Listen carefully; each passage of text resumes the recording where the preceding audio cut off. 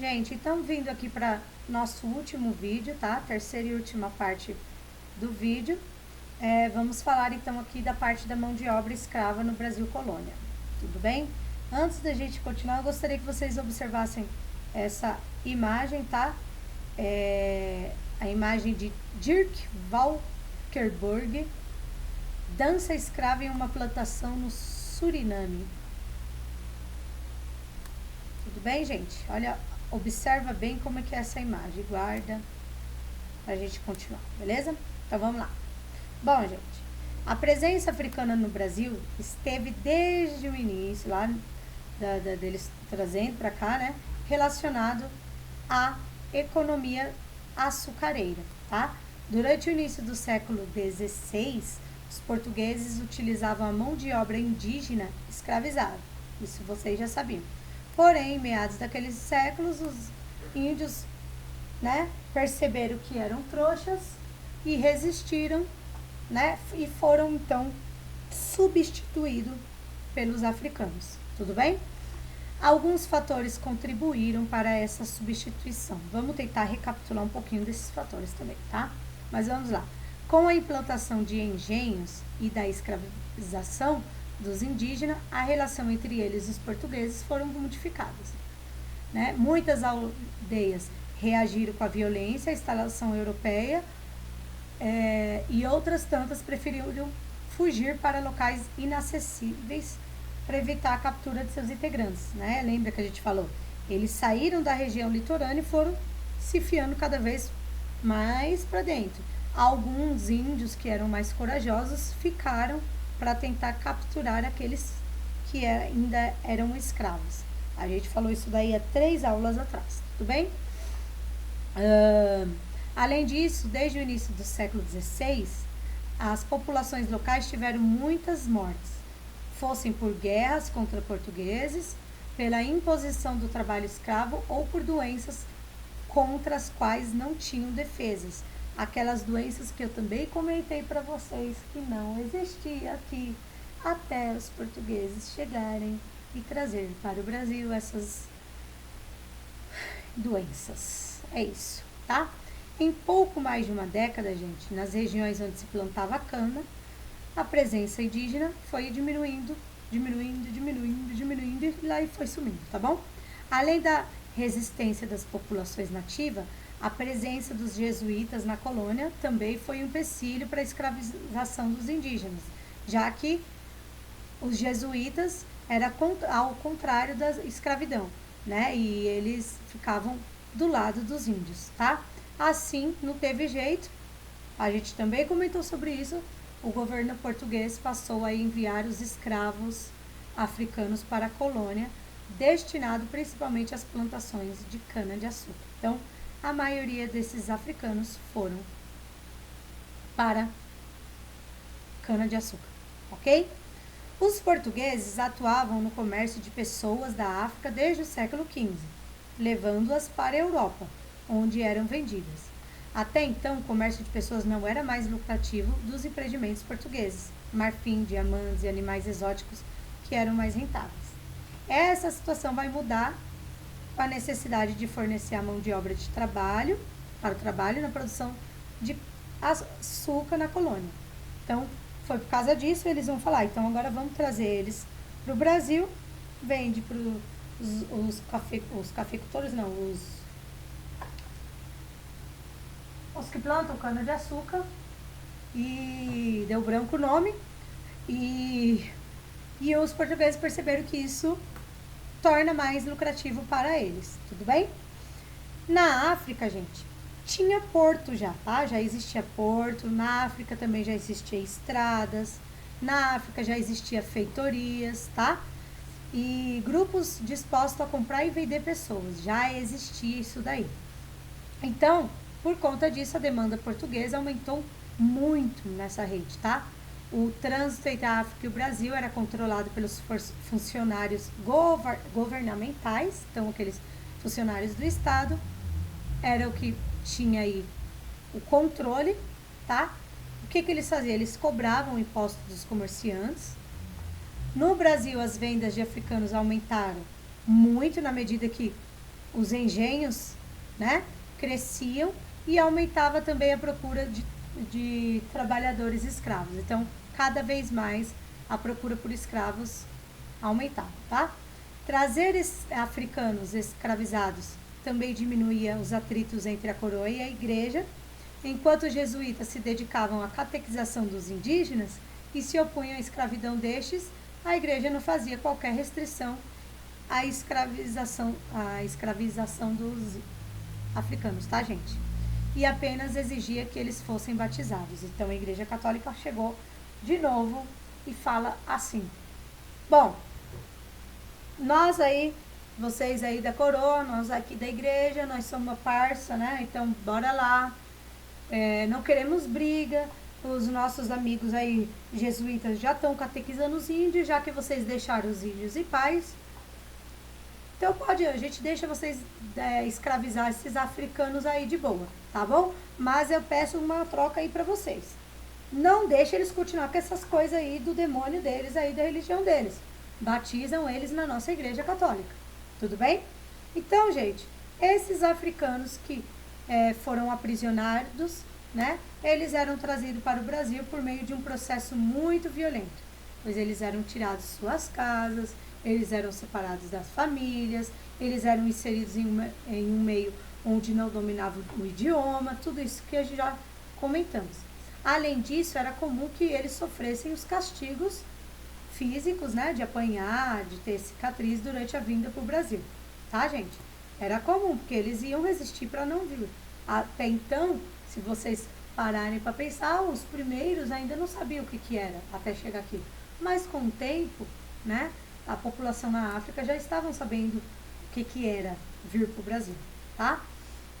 Antes de embarcar, ainda na África, ou ao chegar ao Brasil, era obrigatório que os escravos fossem batizados, recebendo nomes portugueses, tá, gente? Mesmo sendo reconhecidos como seres humanos, eles eram comprados e vendidos como mercadoria, como um carro, como nós comentamos quase agora aí, que eu dei o exemplo de um carro, tá? Além de serem punidos com maior rigor se comparados a pessoas livres que cometessem crimes. Então, tipo assim, se uma pessoa é livre, ela comete o crime, ela já sofre ter que pagar pelo aquele crime.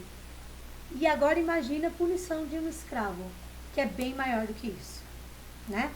Um dos argumentos para isso se embasava em uma interpretação da tradição cristã, que considerava os africanos descendentes do filho amaldiçoado de Noé, que se chama Cã. Viu, Ana Luísa? Você aí que é tão religiosa. Era isso que a Igreja Católica dizia, tudo bem? Bom, essa justificativa da Igreja Católica, gente, pode ser uma das explicações para que os jesuítas não falassem tanto da escravidão africana, tá? Para esses religiosos, os jesuítas, tá?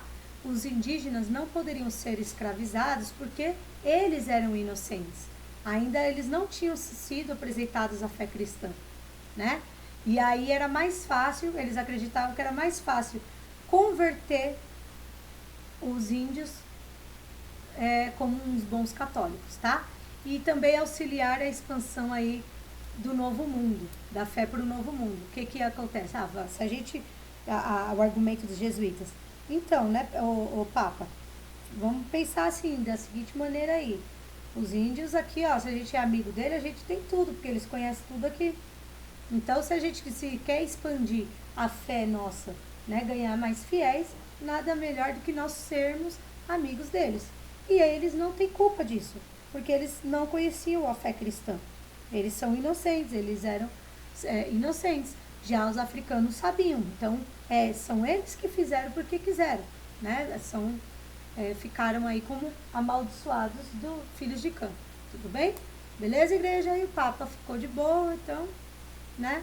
Foi isso. Os africanos não tinham essa justificativa de serem inocentes, porque eles achavam que eram da maldição de Noé, né? Então já nasceriam fadados à escravidão, independente da religião que eles professassem. Mesmo que eles falassem, eu vou ser católica, para a Igreja Católica eles já nasceram com castigo divino para serem escravos. Era isso que a igreja dizia, tá, turma?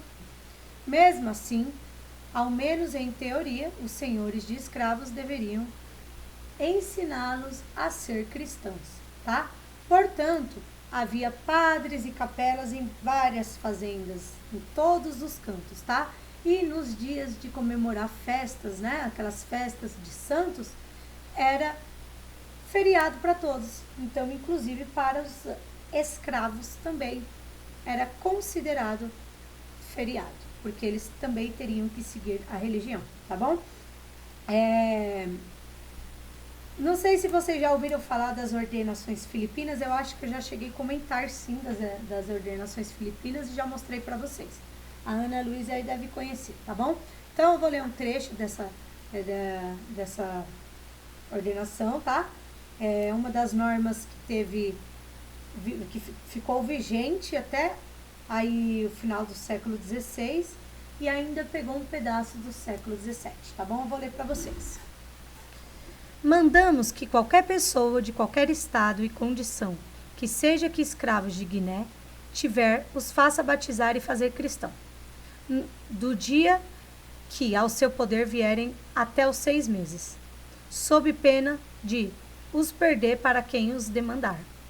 E se algum dos ditos escravos que passe da idade de 10 anos, se não quiser tornar cristão, sendo por seu senhor querido, faça o seu senhor saber ao prior ou cura da igreja em cuja freguesia viver, perante a qual fará o dito escravo, e se ele, sendo pelo dito prior e cura admoestado e requerido por seu senhor, perante testemunhas, não quiser ser batizado, não incorrerá o senhor em dita pena. Então, não vai ficar também, a igreja fala assim, né? Não precisa acusar o senhor do escravo, porque ele não conseguiu, de todas as maneiras, mesmo assim, ele não conseguiu converter esses escravos para a religião católica. Mas isso acontecia, tá, gente? O que eles faziam, né? Tinha alguns que se recusavam, não vou largar minha religião para seguir uma outra religião, nem a pau. Tinha gente que se recusava. Mas o que eles faziam? Falaram, então vamos entrar em um acordo aí? Vamos, né? Eles combinavam entre eles. Vamos fingir que nos convertemos, que a gente está aderindo à fé católica, e aí a gente só continua com a nossa religião escondida. Então, há pessoas que dizem que isso daí não sei se é verídico, se é uma fonte, né, verídica, mas eu falo para vocês, assim, que eu já ouvi de várias pessoas dizerem que as características dos santos católicos com as divindades africanas, eles colocavam aí os nomes parecidos. Então, por exemplo, quando fala de um guerreiro, né? Na Igreja Católica a gente tem um São Jorge.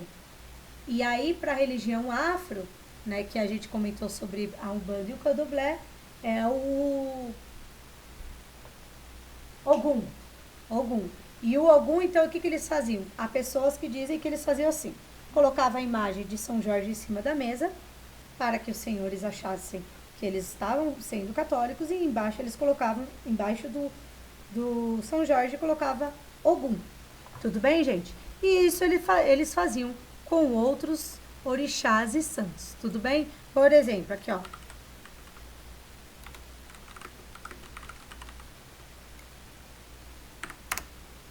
Quando a gente coloca